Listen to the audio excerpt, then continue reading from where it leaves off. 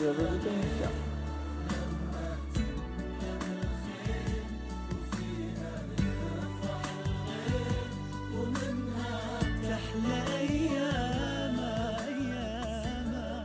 Ladies and gentlemen, we would like to welcome our panel for today. Today we'll be discussing the secrets of launching a startup. We have several expertise from different fields and backgrounds. Each and every one of you will enrich this conversation with their own experiences, with their own successes, and their own failures as well. At first, I would like to start with you, Ms. Grace. Victoria Grace, you're the founder of COLLE Capital in the USA. And what I know for sure is in order for you to go into such field, you need to be bold and you need to have a certain type of imagination that you see potential in the future. What can you tell us about that? I think, when we focus on companies, we try to look at people that's starting these companies, their background, their prior experiences, and also at the product they're launching. And the idea is really to understand potential for the product beyond next 12 to 24 months. So imagination, you're spot on, it's very critical. So employing this imagination into seeing the real potential of such an idea and such an investment, does that require you being involved in, let's say, the strategy of this company and their future plans? Ultimately, yes. I mean, we're not going to micromanage the company for the management team. We're backing people, we're backing their abilities. We will help them, we'll roll up our sleeves, and certainly when they're stuck, we'll help them with direction. But as far as imagination, it's really up to us, my team, to really figure out what do we see as a potential beyond the next 24 months. And it might not be obvious to the management today, but it may be something we have vision of, and we will back the company based on that. And when you say it's not, when you say it may be not obvious to the management, what set of skills do you need to make it more, I know it's not tangible, but to make it more, to make the management see this potential? What set of skills do you need to just, help them visualize this potential? That's tricky. So we actually, when we're negotiating a deal, we're not necessarily going to come out and tell them exactly what the future should be. Oh. Because that's part of the leverage, and that's how you try to figure out, okay, what is the right price I should pay for this deal today? And I may want to stretch on my price because I know that, for example, for our fund, we focus on data. Yes. So we will invest in a company that has a product, but we really could care less about the product. We really care about the data because we think ultimately data is more valuable than the underlying product they're selling. Yes. So we would look at the quality of data they're collecting. We'll look at future applications of that data, who could be a potential buyer, and then we would brainstorm with the team to see how they react to that and their ability to sort of adjust and adapt. And based on that, if we have confidence that they can execute, then we would go ahead and proceed with investment. But it's really sort of something that we take into consideration when we price a deal. Yes. And how can you manage confidence when it's a high-risk investment? I think, ultimately we're investing in people. Yes. So we have to have very good gut feel about the team. But it's not just a pure gut feel. We will make a lot of phone calls. We are known to do a lot of diligence on every deal we invest in. Yeah. So we would make phone calls and to find out about our team, the team we're backing, what is it that they're strong at, what are the weaknesses, how can they overcome their weaknesses if there's something significant that would likely not proceed with the deal. Yeah. We are not looking to back an idea and then find a management team later because that's just the reverse. It doesn't work. We're really backing teams first and foremost. And you're mainly investing in technologies? Technology, yes. Yes. Within various subsectors on the technology field. And you were saying you go with gut feeling, but gut feeling isn't quantifiable. So how do you translate that into investment language? Essentially, it's, you're looking at the team, you have a person sitting across the table who is trying to sell you on their idea, their vision, and you're really trying to understand, will this person persevere? Do they have the grit to climb certain sort of problems? And also the underlying thesis and why they started the company. If it's purely financial, that's a red flag for us. I mean, we really like teams who have bigger mission and bigger vision than just financial. If people are passionate about the idea, passionate about the problem they're solving, then they will have what it takes to essentially fight through whatever obstacles they're going to find in the way, and they will certainly find a lot more obstacles than just, it's not going to be a walk in the park. So it's really just asking our teams complicated questions, see how they react, see how they handle them. So it's not, when I say gut feel, it's not just me guessing. It's really just educated conclusions from findings we have through interaction with the management team. And how long does this assessment process take usually? That varies. I mean, some companies, we put them through exercise. I mean, we're doing a deal right now where we had the team work on a project for us for 3 months before we actually proceeded with submitting a term sheet. And sometimes we can move as fast as 2 weeks. I mean, we would, it just depends how the deal came to us, what type of expertise we already have in the field, and how quickly the deal needs to come together. Amazing. I would like to move from this point to you, Claudine Coletti. You're here, the managing editor of Forbes Middle East. Since you're in the Middle East, you're more familiar with the region, and I'm sure with your position in Forbes, you've had the chance to meet, sit and talk with certain entrepreneurs, business owners, and you really have a feel of what the Middle East is like, or what the future of Middle East is like. I wanted to ask you, with your experience in Forbes magazine, what do you think exactly are the certain attributes that you should be looking for to really have the next up-and-coming entrepreneur or business owner or a success story? I think, the common characteristics that we come across when we're interviewing and meeting the most successful startups and entrepreneurs is passion and persistence. I think these things come from having an idea that resonates and is going to make an impact on the region. I think Victoria said, investors, they're looking to invest in people. Yes. It's not just about making money, it's about having a real vision for the impact and the change you want to make. So I think, passion, persistence. And you were able to really sense that passion, resistance, resilience in the amount of people you had the chance to interview, or maybe... Always. Always? Yeah. I don't know whether we're just lucky with the people we interview. But yeah, absolutely. Did any of these stories stay with you? Did you see something go from, let's say, a startup to a successful business?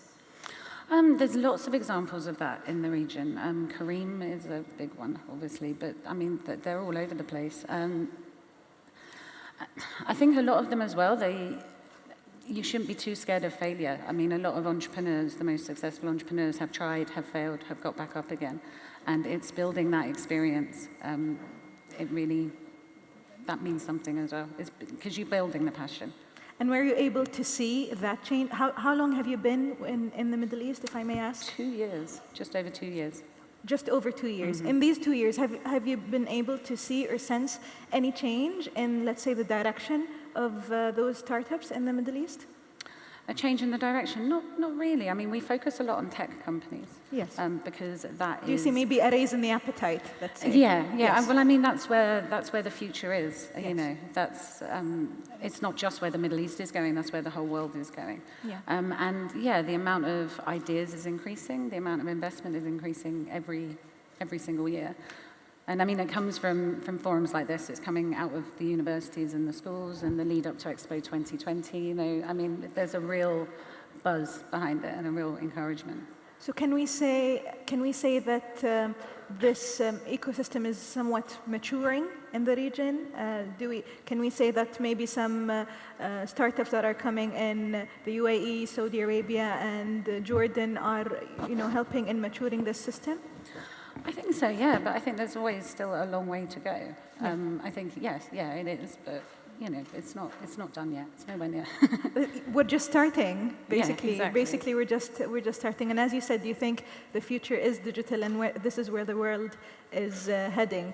Right next to you is one of the entrepreneurs of Kuwait, Mr. Rakan AlFadalah. He is the co-founder of Chocolateness, and it's actually one of the very few surviving businesses until this day, almost 10 years. Am I right, Rakan? It's almost 10 years. We're celebrating 10th year. So reaching the 10-year mark is something exceptional, because as we know, a lot of startups come to the market, they might face certain struggles, and it would affect their growth and expansion, and then they would come to a phase where they cannot grow anymore, and then the business will start deteriorating until they unfortunately fail. But having Chocolateness reach the 10-year mark is something to actually notice, because I think Chocolateness as a brand is growing, and I'm sure you've faced a lot in this 10-year span. So could you please tell us about your 10-year mark and what you've learned so far? Yeah, first I would like to thank Tamkeen for this kind of invitation. And answering the question, previously I thought that starting a business in Kuwait is very difficult because of the bureaucracy of the government, formal requirements in order to establish the company. But after experiencing and practicing managing the business within 10 years, I discovered that this is nothing. If you need to survive and last longer, you have to really be equipped with skills, managerial knowledge, and the right team. Yes. Before everything, if we need to start a business, we need to have two things. First, we need to be initiative. We need to create an original idea, original concept, something totally different or a new idea other than the ideas that are existed in the market, plus being loyal to apply that idea. I mean persistence. You have to be loyal until the last day of that idea. The most difficult challenge for us nowadays is to expand. Right now, the foodstuff industry in Kuwait and the region, we're facing a very difficult drop in sales. This crisis never happened before. I saw several entrepreneurs in Kuwait working in the foodstuff industry, and they all agree on that crisis or very big challenge. So one of the things that we're facing right now is the international or regional expansion. Yeah. Because one day we spent a lot on the local market, applying new ideas, marketing plans, operational expansion, and we never thought that one day we might face this challenge, and we don't have enough experience to expand regionally. And right now we are making a very difficult decision.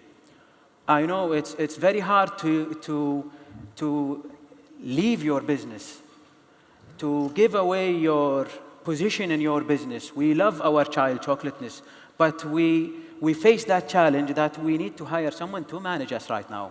Yes. It's very difficult for us. We're still making that decision. Since 3-4 months we are negotiating that idea with the partners. I mean, we are 4 partners, Abdul Latif, Jassim, Abdul Wahab, Al-Ahmadi. So do you think this somewhat of a sentimental bond you have with your business makes it difficult for you to make hard decisions? yes, in order to face this challenge, we have to train ourselves. Every time I go to a training outside Kuwait, every time we spend or invest in training programs, sometimes our friends who are entrepreneurs, they always laugh on us. Why are you spending thousands of KD or tens of thousands of dollars on a training program? If we didn't do that previously, you won't see us now.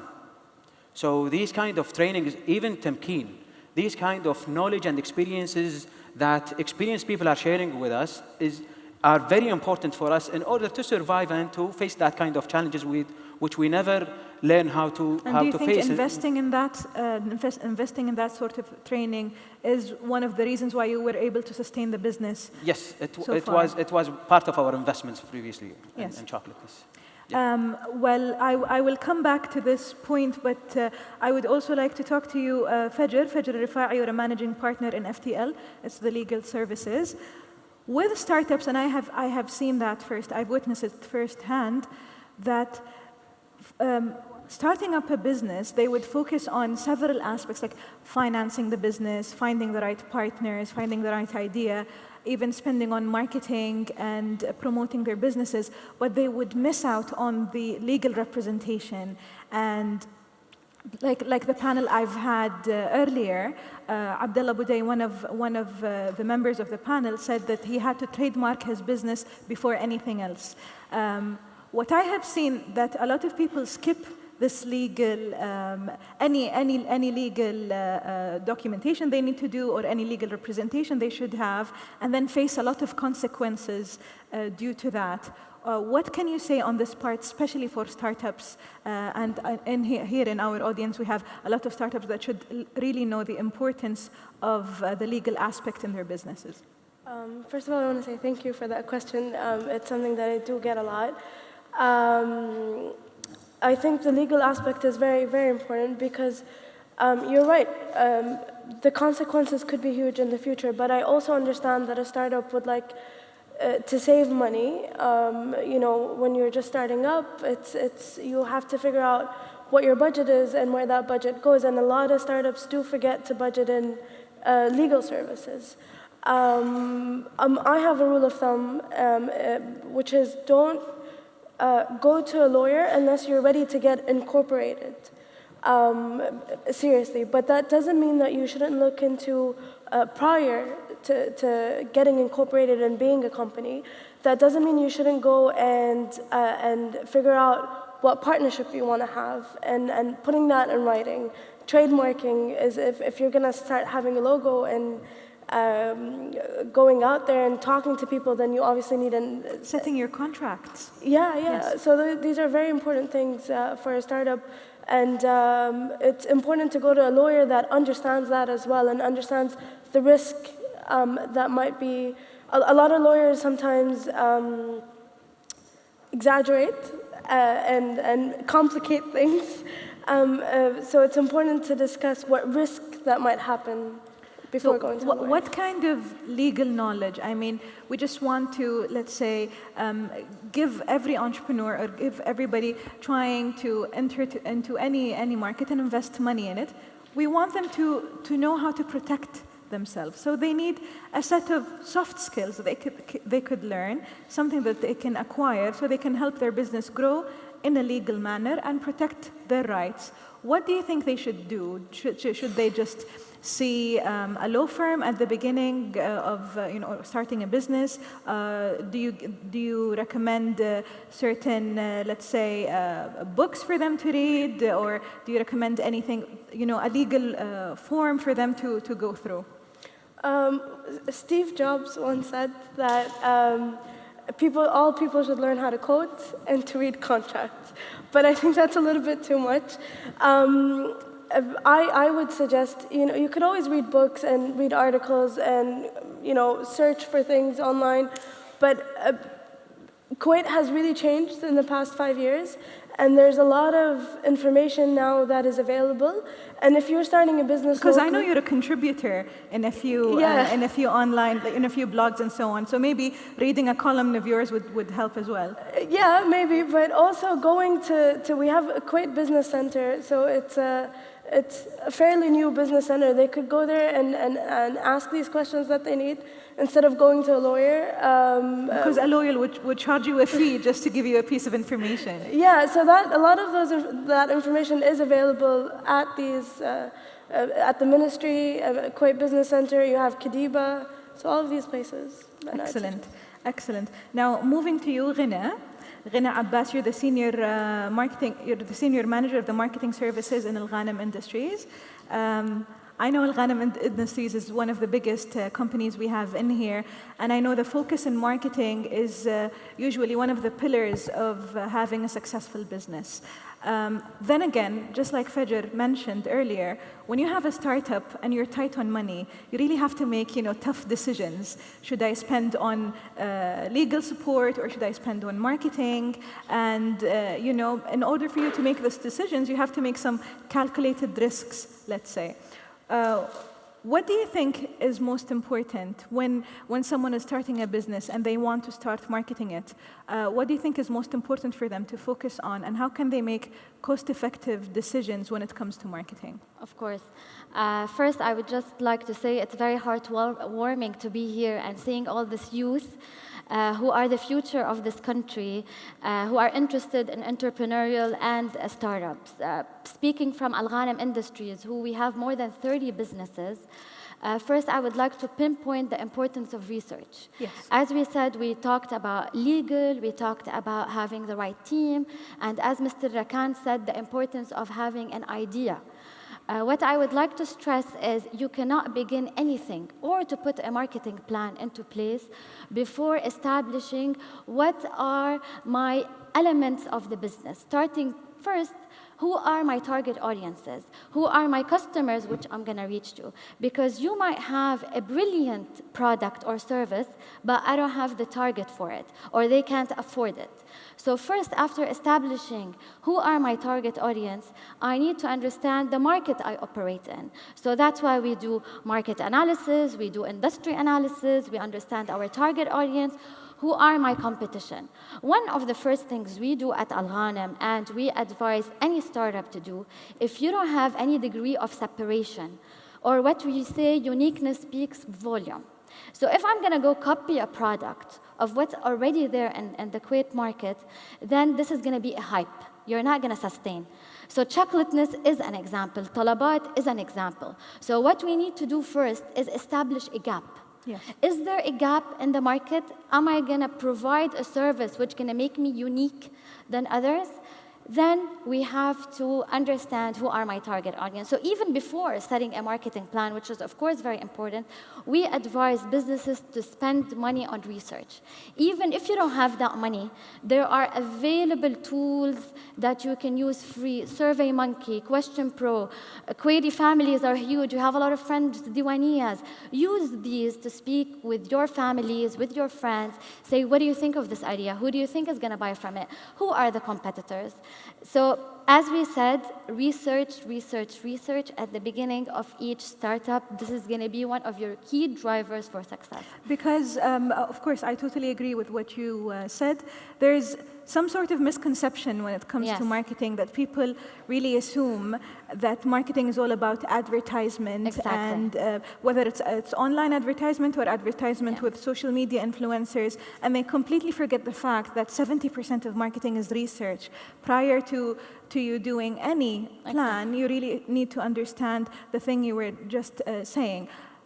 You were tapping on a point that is more or less your competitive advantage. Yeah. It is very tempting for people to see a success story and try to mimic it to the tiniest detail, thinking that if person A succeeded in that, then there's a huge chance for me to succeed as well, completely forgetting this competitive advantage. What can you tell us about the importance of having a competitive advantage and having an edge for you to be able to succeed in the market? Definitely. If you walk around businesses in Kuwait and even driving in your car, you pass by, many shops or ideas, and you say, why the hell did they spend so much money on this decoration, interior design, legal, in a place where the location is not even attractive enough? So when we're talking about competitive advantage, the competitive advantage has to be in every aspect of our environment. Meaning that when we say competitive advantage, I have to provide superior service. Nowadays, customers in Kuwait are very savvy and around the world. Social media is making it very affordable and accessible. I'm dissatisfied with you, I go and I post how bad your service is. So having a competitive advantage, and it really doesn't have to be from a big business. I come from one of the biggest organizations in Alghanim, and we're lucky that we have the resources to distinguish us. But for small businesses and startups, you can really focus on quick wins, meaning ensuring, and as again Rakan said, training your teams for superior service, making sure that everyone is aligned on the product we sell. These quick wins, talking in the same tone of voice, will help you sustain this competitive advantage across the periods of time. Absolutely amazing. I'll come back to you, Victoria. After we talked about competitive advantage and all of that, in COLLE Capital, when you look at a certain, let's say, investment, how do you know that this is the right decision you're making? Are there certain key elements that you look for and you see that this is the right decision we're making?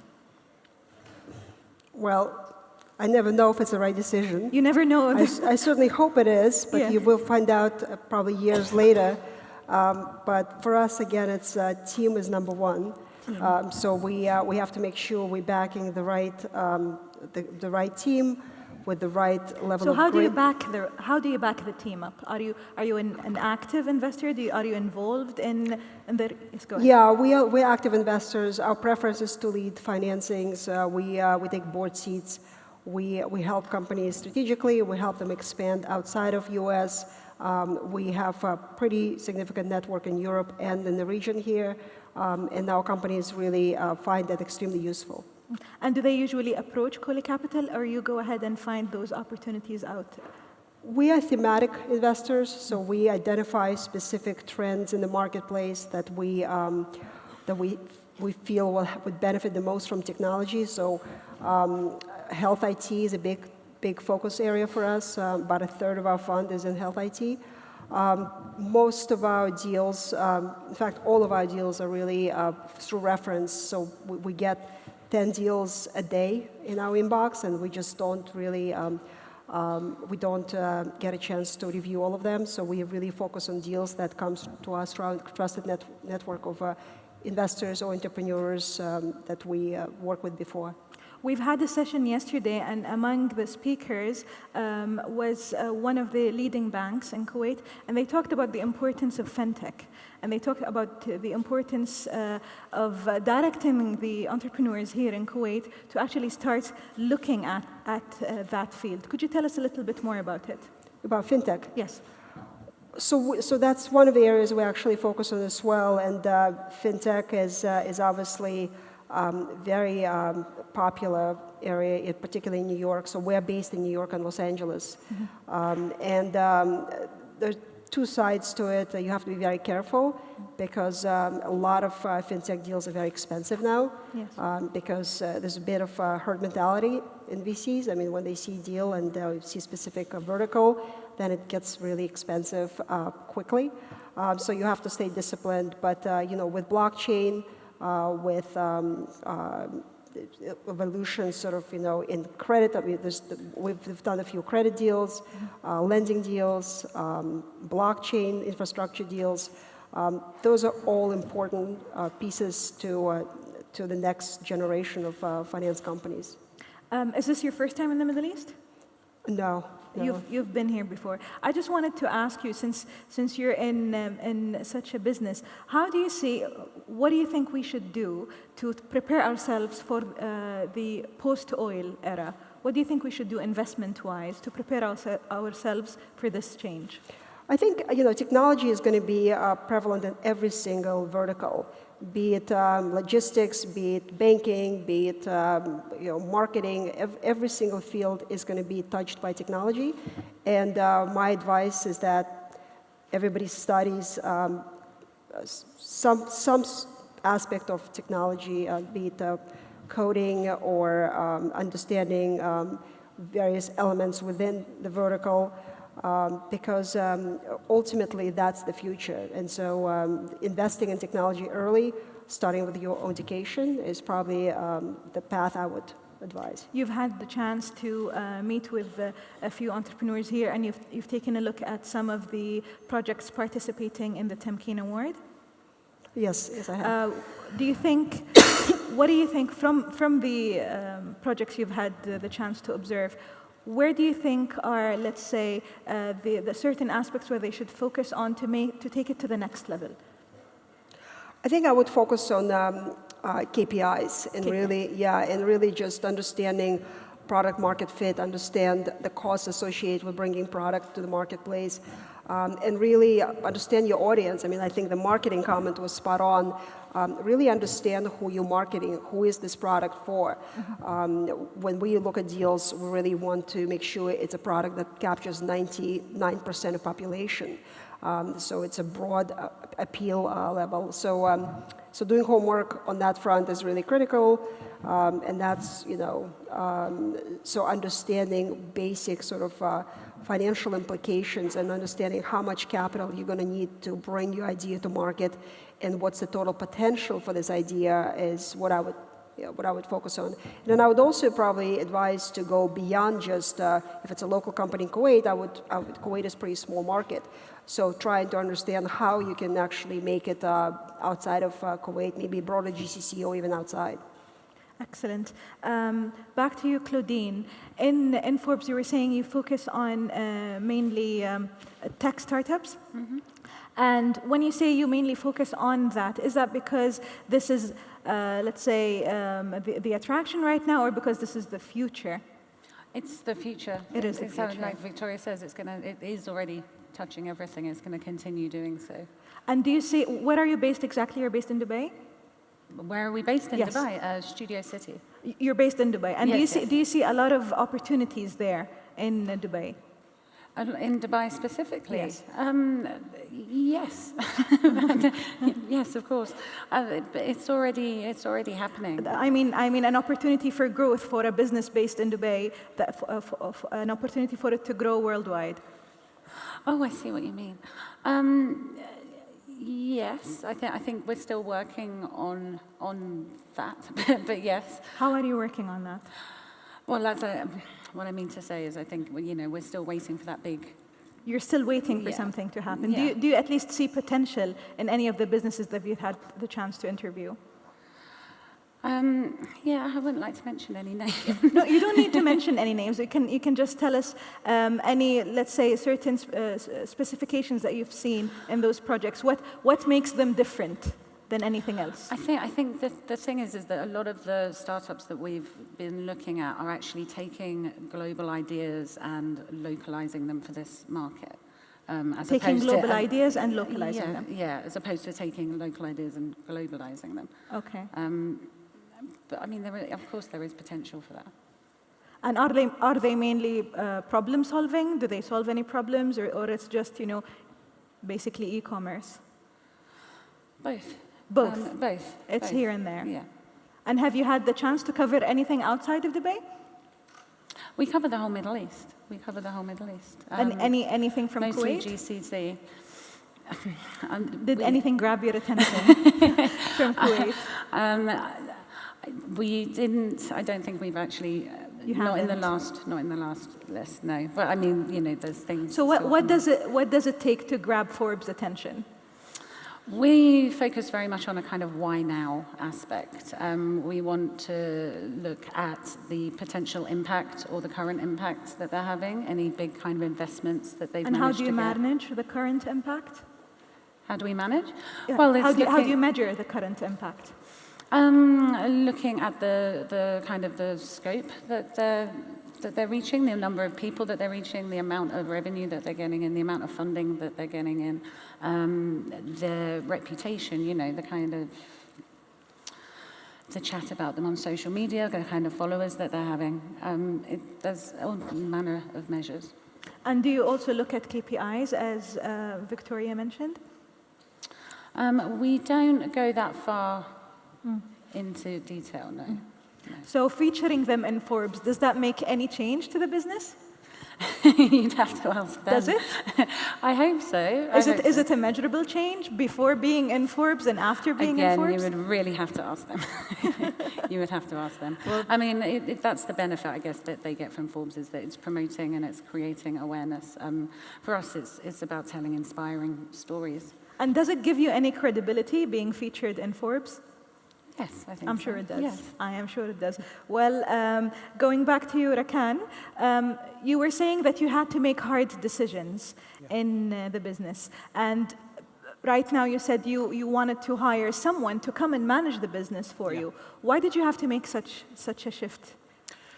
Before I say why, I want to say that starting a business, first of all, you have to focus, like what Ms. Ghina has said. We have to be focused, and that's what made Chocolateness a successful business in Kuwait. Okay. We focused on a signature product for 4 or 5 years. We were known for that product, and from that point, we expand our product range and services. So the other thing is we have to start with the minimum available resources. We don't have to wait for the right time to start the business or to apply the idea. There is no right time for anything. You have to start, you have to be initiative. And going back to that question, why we need to hire someone to manage us? Because we faced a level of experience required to manage the business that we still don't have as a partners, as a founders, as the managers in the company. Don't you think the partners and the managers grow as the business grows? Yes, with the training programs, with the experience of 10 years managing the business, but still, we reached a point after our investment. At Chocolateness, we invested in 2 other companies. One of them is a local sweet concept called Alghanim Sweets, حلويات كويتية. The other concept is a logistics company to help us deliver our product, because our business model is 80% home delivery service. So we established a logistics company to help us, plus to supply the service for other businesses in Kuwait. So it's another way of investment. By managing 3 companies, facing the daily tasks and issues related to operations, marketing, managerial things, we faced that difficulty of, first of all, we can't afford hiring bigger team. This is number 1 challenge. We can't afford hiring so many people to manage all the 3 companies.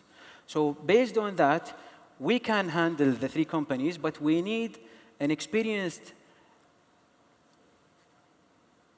guru to help us scaling the business. The challenge right now is we don't know how to make it scalable to reach different markets. And this is one of the most difficult and important challenges that we need to prepare for. That challenge from before is how to make the business scalable. I think this is one of the most important elements in any successful business. If it's not scalable, then it won't reach a success level after 5th year or 4th year. So even the tech startups right now, if they are not scalable to cover different markets, from day one, the experienced people, the consultant, will say this is not a good idea. So based on the scalability, expansion, we thought of hiring someone to help us, especially that we are facing a crisis in the foodstuff industry. I can say it's a crisis. Some of our friends closed few branches of their brands. You've had to close a few branches. Yes, but it's different story. Closing the avenues, our biggest branch, because of our expansion plan. We need to go for Saudi Arabia.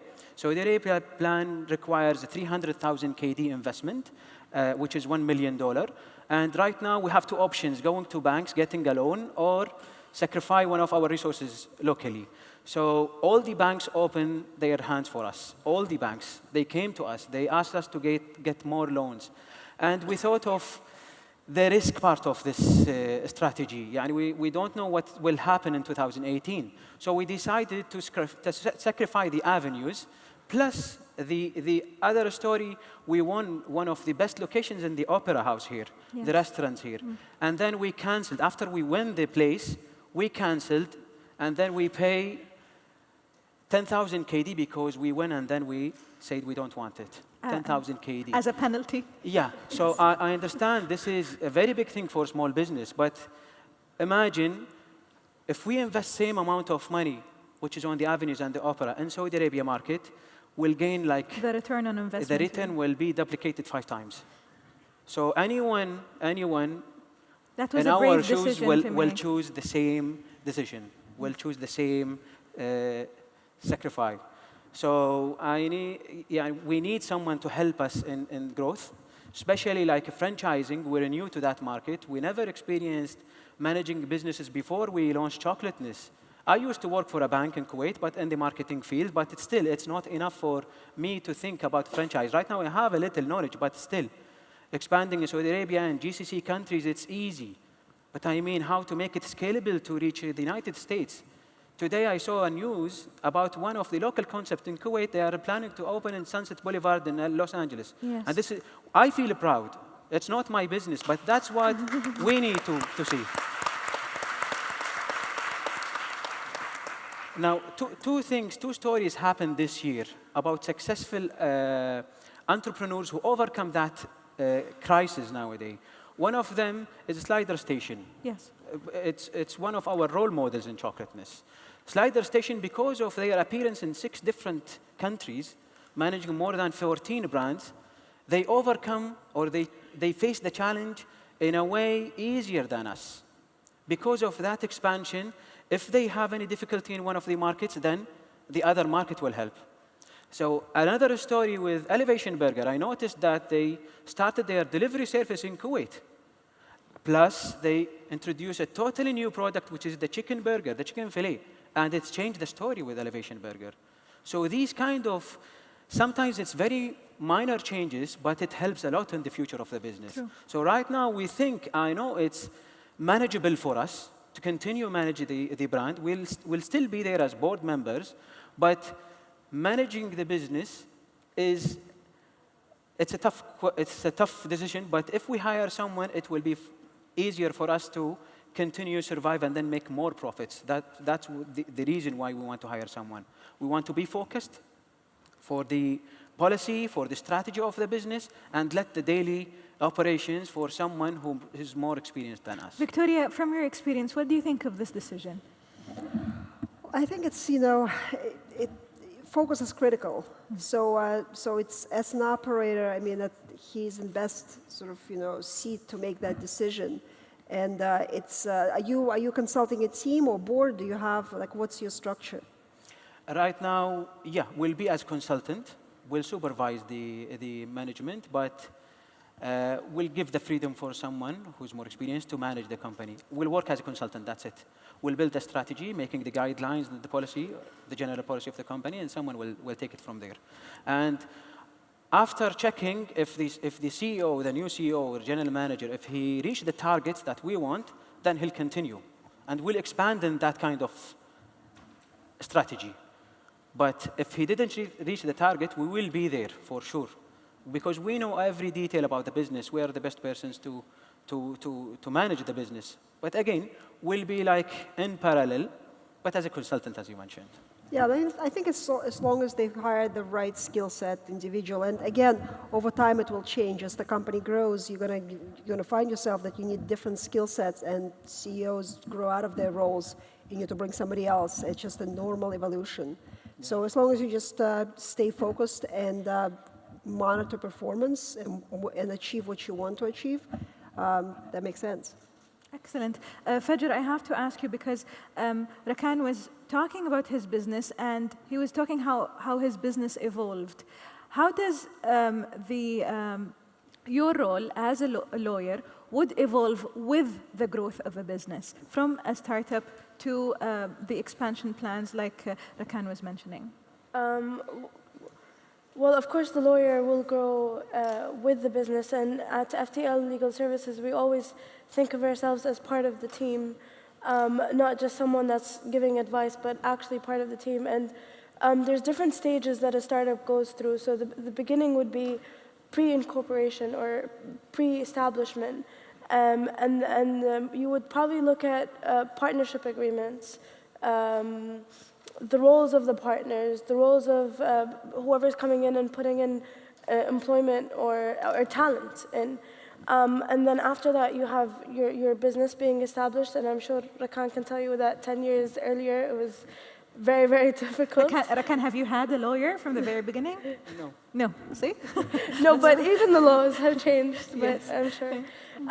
So then you have a lawyer coming in and helping in with the incorporation of the business. And I know we've mentioned a lot about tech startups. So with tech startups, you might think that they don't need to be established, but it is very important for them, especially if they're having investors coming in. And a lot of them don't even invest in Kuwait, invest offshore, or don't even, incorporate in Kuwait, but offshore in places like the BVI. So it's not just helping them here, but sometimes even helping them outside. And then as they grow, then with more employees and having joint ventures come in or investors, and then maybe hopefully carriage, like an acquisition happening or something. You're going to need a lawyer there to make sure everything goes. Franchising as well. So what we've noticed is business goes through different phases, and with every phase that you need a certain set of skills, just like Victoria mentioned. And of course, you need your legal representation to be with you hand in hand as you grow the business. And of course, marketing is also very important, and it grows as the business grows. Now, what I want to know from you, Ghina, how important it is for you to have a solid strategy for your business, whether it's branding, whether it's a communication plan, if it's perception management, or even having, your marketing calendar, whether it's managing social media or thinking of the strategy as a whole. A strategy is very important, and what we mean by strategy is not the end goal. Many students even, and we have here a lot of young people confused, like my strategy is to make this amount of money or to open here. My strategy is actually the business plan, yes, which you need to implement in order to reach these goals. So that strategy will entail all of these factors, which will include the market analysis, the financials forecasts. We talked about the KPIs, we talked about having a gap, having a goal, the legal aspects. One of the things we need to focus and include it in our strategy, and it's very important, is the financials. We're all in the business to make money. Yes. And in that forecasting and in that forecast, we have to do budgeting and include, which is unfortunate to say, but anyone who is entering into startup or business has to as well consider the exiting strategy. Like in case something goes wrong, I need to have an exiting strategy as well as part of my strategy. So when we say, to summarize, a strategy is a business plan, which again, as we said from the beginning, it includes customers, it includes competition, it includes the market, the industry, my threats, my budgeting, and the exiting strategy, and the marketing plan. And as we go back, the importance of having an organizational structure. It is very important to lay out the skills of the team you have. So we have to be honest. When they start with a very small team, exactly, they're going to have a lot of transferable skills here and there. Everybody's going to wear so many different hats. When we started first Excite.com at Alghanim about 8 years ago, there was, as you say, we were selecting a couple of people who we think they have amazing skills, and nobody had a role description. So if you want to enter into the startup, you really have to get your hands dirty. It's not about I have my roles and skills that I will be working on. Or a specific job description. There's no specific job description. It's basically trial and error. You're going to be included marketing, content, creation. So whoever is not up to the challenge, who's ever not up to very dynamic market, and just to say it up in front, you want to have a startup, you have to as well compensate at the beginning on salary, on 8 to 5 stable job. Yeah. So you have to be honest with yourself. You have to tough it up. Exactly. You have to tough it up and say, for the next couple of years, in order to reach that successful state, I will have to really work very hard, and I'm willing to work in various industries that are not probably my skill set, and learn them. Because there's limited resources in every startup. There's try and error. You're going to learn new things every day along the way, and that's why you need a team you trust. You need, as we said, KPIs. And one last thing I have to say, when we put a strategy, it's not a strategy that we put in a drawer and we move past it. You have to visit your strategy continuously. A country like Kuwait, it's very dynamic. The trends keep changing. The influencers keep changing. The political, economical, every aspect of the environment keeps changing. So we have to keep revisiting our strategy and enhance as we go along. In the previous panel discussion we've had, Abdullah Budai has mentioned a few changes that he did to the business because he actually listened to his customers. So he made country-specific changes, whether if it's a female-only staff, because we have conservative community with a lot of hijab-wearing females. So he had to put that into consideration to put the customer at ease and to make sure he does not lose that share of the market, because it's a huge share in this market. In addition, he incorporated different changes, like choosing the currency that you want to pay with in almost 20 countries he's operating in. So we need, I want you to talk about the importance of actually listening to your customers and changing the business accordingly in order for you to stay consistent, yes, but also relevant to your clients? Basically, quick fixes can sometimes make a huge difference. So just to give you relevant experiences from our business, when as well we started the home furnishings business, many clients would come and suggest, why don't we have a designer, that could help when people buy more than a certain amount, that we could help the clients. It was basically a couple of customers came, they said this comment, and once we implemented that, we saw that you saw a change in the business. The revenue generated because they came and they furnished their whole house from Safat Home. With the help of a designer. With the help of a designer. So the cost of us having a designer was, was nothing compared to the revenue we were making. Another thing in Excite.com, simple thing, comments we were getting on social media. Why don't you have gift wrapping, services when we buy from the website? So a simple that really costs nothing. All you had somebody with a nice touch. Just certain adjustments to the business made so much difference. Exactly, that now you can buy a payment on delivery. All of these came from voice of the customers, and you can get them from, nowadays, there is access. So if we're talking 10 or 15 years ago, when social media was not there, you had to actually invest in going and focus groups and running surveys to really understand what are the needs and these evolving needs of the customers. Nowadays, with social media, you have people talking to you on Facebook, Instagram, Twitter, messaging you. So there is, now the future is in data. That's why you need tech.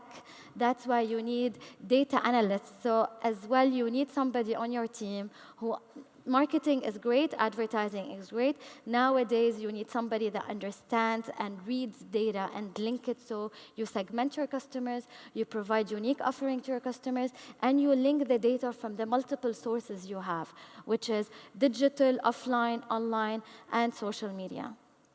We have a number of questions from the audience. Actually, the first question is for you, Victoria. The question goes, if a business had good numbers for the past 5 years and there's a promising future in the business plan, what is the best way or method to put this business out to potential serious investors? I think, I probably need to know a little bit more about the business to really... I think they're in the food sector. It says here, food labs. Food lab, okay. Well, I think presentation and how you present and position your business is critical. I would still, team is still the most important thing. Team skills. Team, the existing team. Yes. Creating a picture or a clear sort of, path, how you're going to grow beyond today. I would also pay attention on how you grew over the last 5 years. Mm-hmm. Was your CAGR, single digit, double digit, triple digit? I think that's all very important because you get much bigger premium for much more aggressive growth. I would need to see a product market fit outside of the region, if they're only in the region. Mm-hmm. I would need to see total addressable market. What else, how much capital it would, what are the sort of opportunities out there? What other verticals could be expanded or other markets? How much capital will require to bring this product to other markets? And once you have all those questions answered and in very clear, concise presentation, then I would focus on funds that have experience in specific, so if it's, I don't know if it's last mile, if it's logistics delivery, or if it's just, if it's a restaurant. I'm not familiar with this business, but if it's logistics or last mile delivery or whatever, I would just focus on funds that focus on that vertical, have expertise, because ultimately you want investors who can help you to take this to the next level. Mm-hmm. You can probably get money from other sources, but that's not the optimal way of building a business. And what's the optimal way of building a business? It's finding investors who can actually help you. Who can actually help you grow, not only fund you. Yeah, money, just getting money, it's very little value from that. You really want somebody who's going to be active investor, who's going to help you with expansion, who has experience working in different geographies as well that you're targeting. And in COLLE Capital, how do you manage staying active investors and having this diversity in your portfolio? It's a lot of work. It's a lot of work, I'm sure. It's a lot of work. We delegate. I mean, we have a pretty big team. We have a lot of advisors. We have venture partners. We leverage them and seek their advice. We connect our CEOs with CEOs, advisors we have. We obviously visit with our companies a lot. We travel a lot. That's just part of the job. And we also have strategic partners. We're fortunate to have very active LP base who is eager to help our companies, and we've executed really well on that and connected some of our small teams out of US into outside of US into Europe and in the region here to bid for significant contracts with the help of our strategic partners, and that's a significant advantage that we help with. Excellent, absolutely amazing. The second question I have is for you, Claudine. How does launching a business here in the GCC differ from any other region? I've not launched a business from your experience or in any other region. How does it differ here? I thought, from my experience, just in the last 2 years, I think here is a very fertile kind of ground to. It's very fertile. Yeah, for new ideas, and I think there's a lot of support and a lot of encouragement. I mean, legally wise, I think that's more of a question for for the lawyer. But do you see any differences? I mean, between the GCC and any other place you've worked in?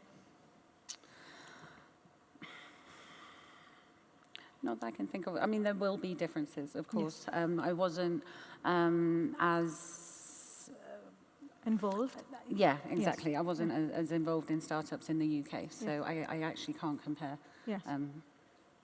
But do you see any main differences, maybe from just observing? Maybe in the type of startups they have in the UK compared to the type of startups they have in the GCC? Well, again, I think that there's a much heavier focus on tech over here. A much heavier focus. A much heavier focus on tech in the UK? No. I think here in the I think here in the much GCC. Heavier. Yes. Yeah, and I think the UK is Why do you think so? Because it's still it's very focused on in becoming a global hub. You know, it wants to. I mean, it is already a global hub, but it's very focused on growth and quick growth, and encouraging its youth and being a big part of the future. Yes. I think it's just very forward-looking. Well, excellent. I have one more question for you, Fajer. Actually, it says, what's your opinion on Kuwaiti commercial legislation compared to foreign ones? That's a very tough question. We expect an honest answer. Definitely. There's been a lot of change in the past 4 or 5 years. We've had new commercial laws, but still Kuwait is ranked, I think, number 173 out of 190 for ease of business in 2017 from the World Bank, and that's pretty disappointing. So I think there's a huge amount of improvement. There's no laws for joint ventures. There's no laws specifically for startups. There's no laws for people that are coming, or investors, silent investors or investors that are coming in and putting work. So there's really a lot of space for improvement, I'd say. And how can you help in making such a change? Well, I try to write in the newspaper of any suggestions that I have or discuss it with officials here. Do you get any kind of response whatsoever? Yeah, I mean, the Minister of Commerce and his team has done an amazing job. We have home businesses that are coming up. We have, like I said, Kuwait Business Center. So there's been a lot of improvement, but still there's a lot of space for improvement. I heard you do a lot of pro bono work, am I right? Yes. In which area? Mostly employment, because Yes. I'm a commercial lawyer, so I do focus on companies. But I think it's important for any business, not just the firm, to give back to society, and so we do help with employment cases. And is there a way for lawyers or anyone in this field, in the legal field, to help raise the legal awareness within the community? Is there any way for you to do that? Yes, I mean, surprisingly, the market in Kuwait is saturated with lawyers. I think my bar number is like 5,000 or 4,000 something, and there's probably like 8,000 lawyers now, but there's still no lawyers focused on small businesses or no lawyers focused on tech. And I think just lawyers need to focus more on certain things, and the laws need to be clearer or more accessible, let's say. And how do you think you can help raise this awareness? Or have some sort of, let's say, literacy when it comes to laws here in Kuwait? Just making them more accessible. They're not accessible right now. I mean, if you were looking for a law, you wouldn't know where to look, or if you were looking for legislation, you wouldn't know where to look, and I think they need to be more accessible. I mean, I'm very proud as a Kuwaiti that Kuwaitis are starting to work more and start their own businesses, but also Kuwait has a lot of foreigners, and we're talking in English. Arabic is not the only language. I think laws should be in other languages and more accessible. Excellent. Now, to conclude this panel, the final question goes to you, Ghina. If there are any marketing tips that you can give to any startup, or let's say if you can mention certain key points that would make a difference with a startup when it comes to marketing, what would it be? I think the traditional saying that voice of the customer is very important. Let your customer be your advocate and your brand ambassador. The more you focus on the customer and you cater your servicing and product to their needs, the more they're going to be spreading that word of mouth. And in Kuwait, we know it's a culture that really grows and enjoys spreading word of mouth, and any positive or negative has huge implications. Another thing which I have been noticing with the startups is the overuse of, or let's say, of influencers. We have to be very smart, which from our opinion, whenever we use influencers, yes, it is a quick win. Yes, we are reaching to a lot of people, but now the awareness of the audiences that it is paid is very high. So what we're looking for is, when you have a startup and looking to invest your money, invest in campaigns that are really creative, innovative, that are beyond, just spreading, because now Kuwait is all about startups, and Kuwait youth have this entrepreneurial drive, which is amazing and is non-comparable to any other GCC country. So when you're trying to distinguish yourself and not be one of those that open, and as we talked about Chocolateness being there for 10 years, is an amazing success, because we've witnessed a lot of businesses that open, within a couple of years they close, because we didn't think about growth to-do list. So part of our marketing campaign should be about growth to-do list. And part of that is not we waste our money on copying other people, but rather than focusing on creativity and innovation to keep going. So do a growth to-do list, be distinctive, offer always superior service, even if it's on the extent of investing more. Always put the customer at your core, so you understand their needs, and keep developing products that are focusing on their needs. Another mistake we see is that the quickness or the decision to wanting to expand quickly. So we put all our eggs in multiple baskets, rather than, we advise at the beginning, focus on what you're doing right. A year or 2 years from now, say, this has worked for us, and the things that didn't work, drop them. Drop them and focus on the things that have worked and capitalize on those till you have reached a growth, till you have a brand, till you have a success story. And that success story, with looking back at what was done and revising what has worked and what hasn't, will keep you going. Yes. The final point I'd like to hear from you, Grace. Basically, as an investor, what do you think is, for you, the main, let's say, advice you would give our entrepreneurs today for them to have an attractive idea or an attractive startup for investors to look at? I think I mentioned this before. As long as it's not pure financial drive, like, do what you love, find a passion. Most of our founders discover a problem from personal experience and become very passionate and driven about it, and start figuring out the business around it. Because ultimately you need to love what you do. Running a startup is not easy. It's a lot of tough days, nights, weeks. There's a lot of times you're going to want to throw a towel and just not continue on. It's tough to get funding. Even if everything is going well, you might get disappointed because the market is not as welcoming to startups for whatever reason. You have to grind it through, and you have to rethink your strategy. So you have to be very agile in your thinking. You have to be quick on making decisions on how to survive. And if you're passionate about the idea and you have a mission to solve a problem, then you'll figure it out. Everything else will fall into place over time. But being patient is critical. Nothing comes overnight. Success takes a long time. And any good idea needs to be nurtured and executed properly. And for a magazine like Forbes, how important is recognition for those startups and small businesses? Oh, it's huge. It's huge. Yeah. I think it's not. I mean, it's not just magazines like Forbes. It's social media. It's forums like this. It's everything.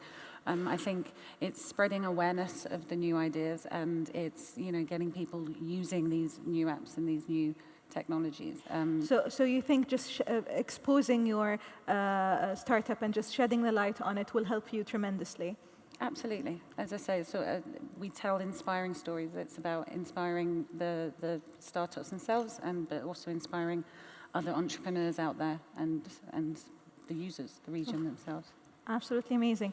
If we can hear from you guys, if you have one piece of advice, because we have 1 minute to wrap up, so if we can just make it brief and to the point from you, Rakan, Fajer, and Ghina, if there's one piece of advice that you can give, what would it be? The most important ingredient in any success is passion. Passion is the #1 element in any success.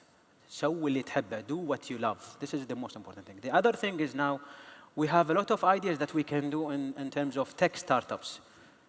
But when we think about how to distinguish our community, Kuwait, our entrepreneurial communities here in the region, we can't compete with tourism of Dubai. We can't compete with sports initiatives in Qatar. But we have a lot of new concepts of food stuff in Kuwait. We need to invest. It's not about food. It's about being different. If we distinguish ourselves, if we invest in the foodstuff industry, we will be the food capital of the world. We can attract a lot of investors to come to Kuwait. We can attract a lot of tourists to come from the region to Kuwait, putting their money in this country. And this might be an alternative, a second way of income, a national income other than the oil. So let's focus on food. Let's focus on tech startups. What about you, Fajer? I mean, I agree with Mr. Rakan about passion, but also I'd say managing your resources, and there are a lot of resources available in Kuwait. We're very lucky that we live in a community that, like you said, Tuaniyas or social media, and we're very connected. So it's all about planning properly and managing, I think. And last but not least, Ghina, what would you like to say? Just 4 things. Work hard, be unique, be innovative, and be ethical and give back. Because this is a cycle that will always provide you with amazing returns. Well, absolutely amazing. Thank you guys very much. It was a very informative and enjoyable session. I would also like to thank everybody in the audience. I hope everybody had the chance to learn from all the experiences over here. Thank you, Tamkeen, once again for giving us such an opportunity. Thank you guys very much. It was a pleasure having you, and hopefully we'll get to see you more soon. Thank you. Thank you.